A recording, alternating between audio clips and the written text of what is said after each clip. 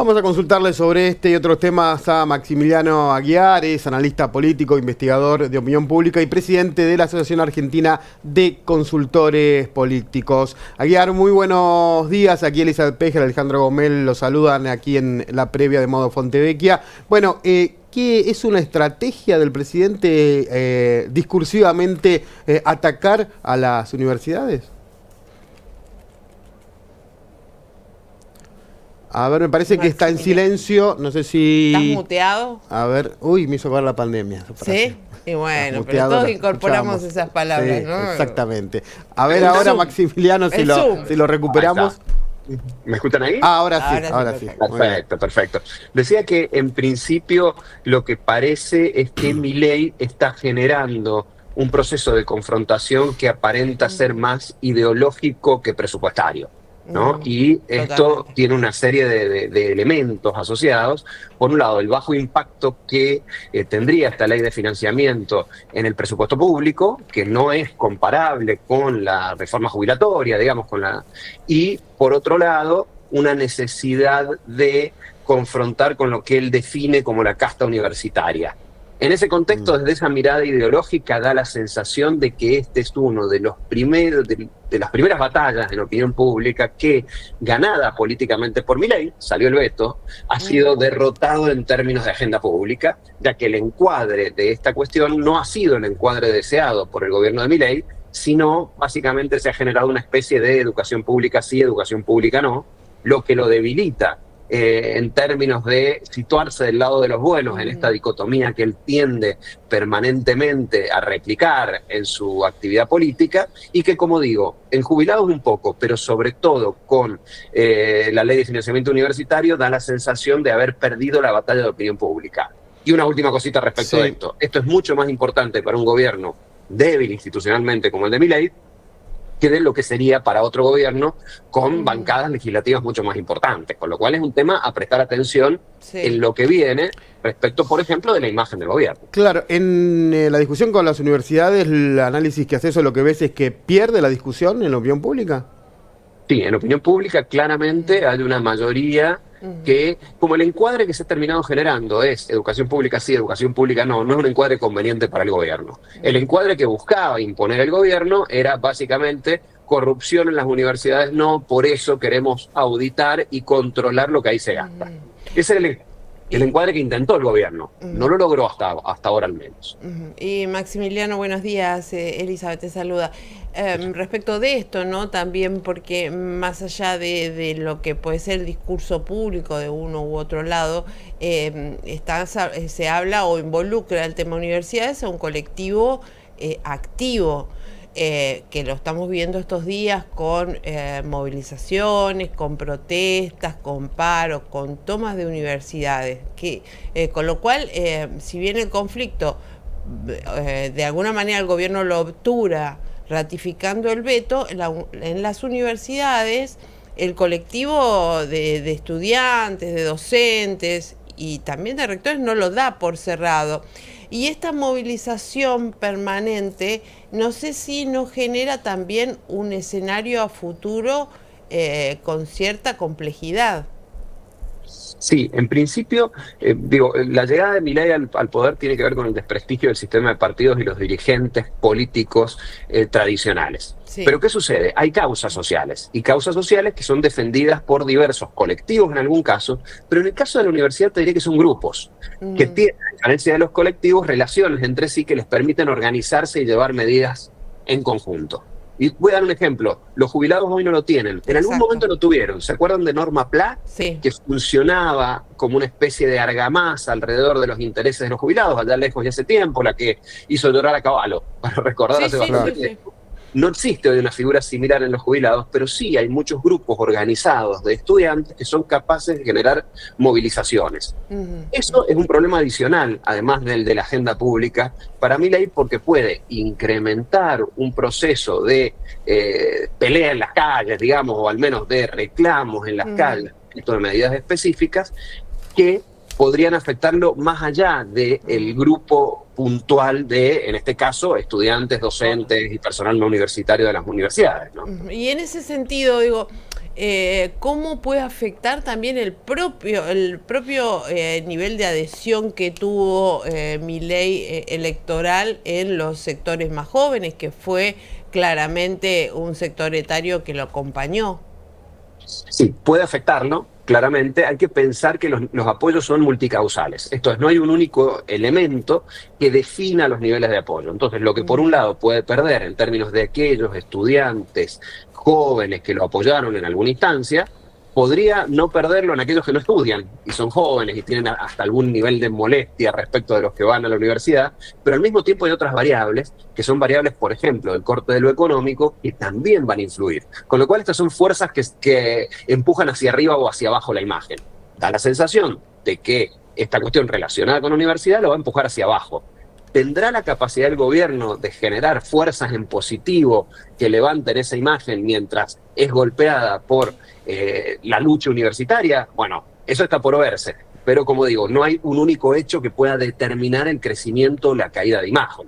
Da la sensación de que ya uno de los elementos, de los vectores positivos que tenía la imagen, que era el control de la inflación, cada vez está funcionando un poquito menos. Bien, da la sensación también de que deberá encontrar, por ejemplo, en temas económicos, algunos argumentos que sean más potentes para esta etapa de la Argentina, como podría ser la recuperación del empleo o algunos otros elementos que simplifiquen, digamos, el argumentario de aquellos que están a favor.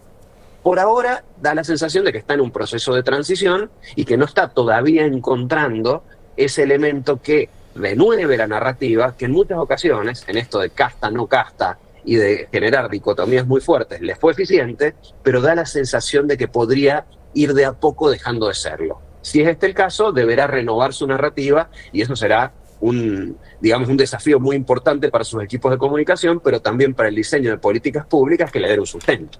Lo dice Maximiliano Aguiar, analista político, investigador de opinión pública. Lo sumamos, Maximiliano, a Claudio Mardones también a la mesa. ¿Qué tal, Aguiar? Buen día. Bueno, ahí una de las grandes preguntas respecto a este gobierno, ¿en qué momento puede construir una agenda positiva? Hasta ahora la agenda positiva ha sido muy escasa. Pero en el caso del conflicto universitario, le quiero preguntar lo siguiente, porque estamos en la segunda etapa del conflicto universitario. La primera data de abril, movilización masiva, la cristalización de un nivel de movilización que hacía mucho que no se veía en la comunidad universitaria. En aquel momento parece que había una sociedad mucho más proclive a escuchar al gobierno que a los universitarios. Casi 6 meses después, parece todo lo contrario, una sociedad que está más dispuesta a escuchar a los universitarios y menos proclive a escuchar al gobierno. Pero el gobierno empieza a comunicar, el gobierno empieza a poner a prueba argumentos para demoler especialmente el tema del financiamiento universitario. Y ahí le pregunto, ¿cuánto puede durar esta contienda de acá hasta fin de año? Porque después viene el receso, la discusión universitaria está muy vinculada al tema del presupuesto. ¿Cuánto margen hay para que el conflicto universitario pueda ser determinante de acá hasta fin de año o cree que esto se abre ya para el año que viene otro impasse? En principio habrá que ver la capacidad que tienen de mantener movilizaciones. Ha habido y hay hoy toma de facultades, etcétera, que han tenido un impacto mediano, te diré, en términos de presencia pública y da la sensación de que esto podría lentamente ir disipándose a no ser que haya algún otro evento o elemento que nuevamente movilice esas bases sociales. Si eso sucediera, podría estarse dando en un mes más, al menos un impasse hasta el próximo año respecto de lo universitario. Pero es difícil de predecir el futuro, porque esto implica también la decisión de muchos actores y la capacidad que tengan de organizarse. Como digo, dio la sensación, comenzaron con tomas universitarias, algunas tomas en esto han caído, pero, y a diferencia de lo que sucedió en la oportunidad anterior, las movilizaciones que fueron masivas no fueron tan masivas. Ahora, ¿por qué ahora afectan y antes no? Bien, creo que es una pregunta interesante. Antes no afectaron porque habían otros vectores. El argumento único de venta del gobierno de Milei fue: voy a reducir a cero el déficit fiscal y controlar la inflación. En esa primera etapa la ciudadanía estaba mirando mucho eso. Con lo cual lo de las universidades, como vector de caída, no funcionó para detener, digamos, ese vector de subida que era el control de la inflación. Sí. Sin el control de la inflación como un elemento de opinión pública, esto lo puede afectar, aún a pesar de que puedan irse de a poco diluyendo las protestas universitarias y retomarse el año que viene. Hay muchas otras luchas que hay alrededor de esto y de otros sectores que podrían también tomar la posta en este proceso. Da la sensación de que algunos de ellos, por ejemplo la CGT, están más orientados en esta etapa a redefinir la lucha interna dentro del peronismo que a generar un plan de lucha con el gobierno de Milei, pero habrá que ver lo que sucede en las próximas semanas. Estas cuestiones, cuando funcionan, a veces producen un efecto contagio. Da la sensación de que hasta ahora no ha tenido la suficiente fuerza para generarlo, pero quién sabe, quizás más adelante, algunos otros sectores golpeados, por ejemplo, que podrían tener que ver con la caída de tarifas, con algunos otros sectores que tienen sus salarios retrasados, puedan retomar esa lucha. Maximiliano, lo que está en el fondo también es este aguante, ¿no? que se impuso, esta idea de aguantar, que se impuso durante los primeros meses del gobierno de Milei, acompañado con la baja de la inflación.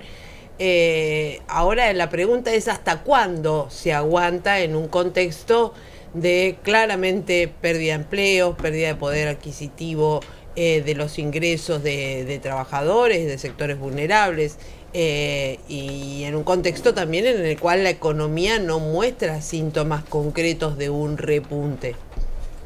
Sí, a ver, la política se trata de ofrecer futuro, ¿no? Con lo cual, si uno es capaz de ofrecer futuro de manera eficiente, es capaz de generar una narrativa que justifique los sacrificios que hay que hacer hoy. Exacto. En toda la primera etapa, Milei ha sido muy eficiente en eso, y hay un elemento adicional, que es que no hay hoy figuras alternativas en la oposición capaces de ofertar futuro.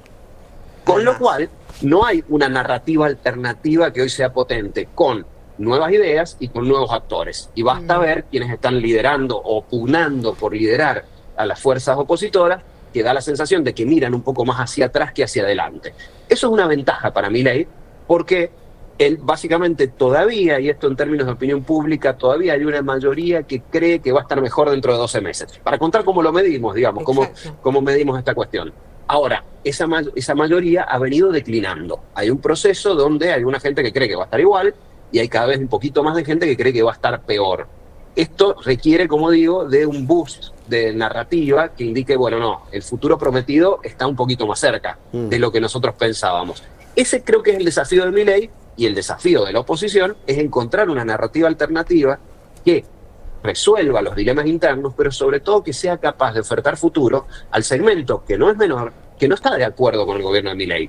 Pongamos 50%, pongamos 50% del gobierno de Milei en general.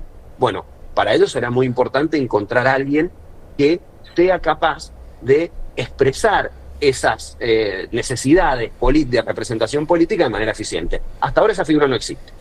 El gran desafío de la oposición, ¿no? Poder encontrar esa figura. Maximiliano Aguiar, clarísimo como siempre, por supuesto que lo vamos a seguir consultando. Gracias por estos minutos. Un gustazo hablar con ustedes, un gran abrazo. Hasta luego. Maximiliano Aguilar, analista político, presidente de la Asociación Argentina de Consultores Políticos. Hablando de política, se ve una tarde